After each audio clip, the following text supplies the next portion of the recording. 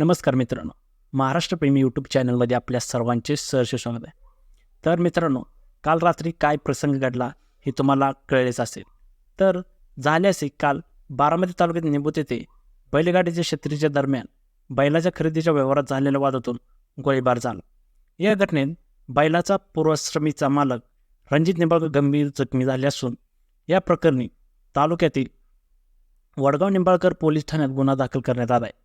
सविस्तर हकीकत अशी आहे की काही दिवसापूर्वी बैलगाडी शर्यतीतील गौतम काकडे यांनी सुंदर नावाचा बैल फलटणच्या रणजित निंबाळकर सर यांच्याकडून खरेदी केला होता.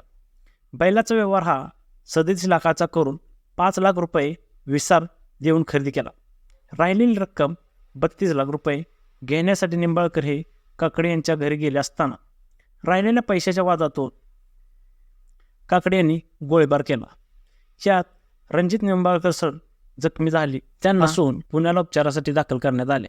या प्रकरणी निंबाळकर यांची पत्नी अंकिता रणजित निंबाळकर यांनी वडगाव निंबाळकर पोलीस ठाण्यात गौतम शहाजी काकडे, गौरव शहाजी काकडे यांच्यासह इतर तिघांविरुद्ध गुन्हा दाखल केला आहे.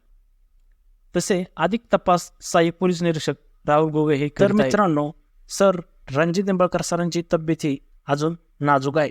तर लवकरच आपल्याला नवीन अपडेट पाहायला मिळेल. तर जर हा तुम्हाला व्हिडिओ आवडल्यास नक्की लाईक आणि शेअर करायला विसरू नका.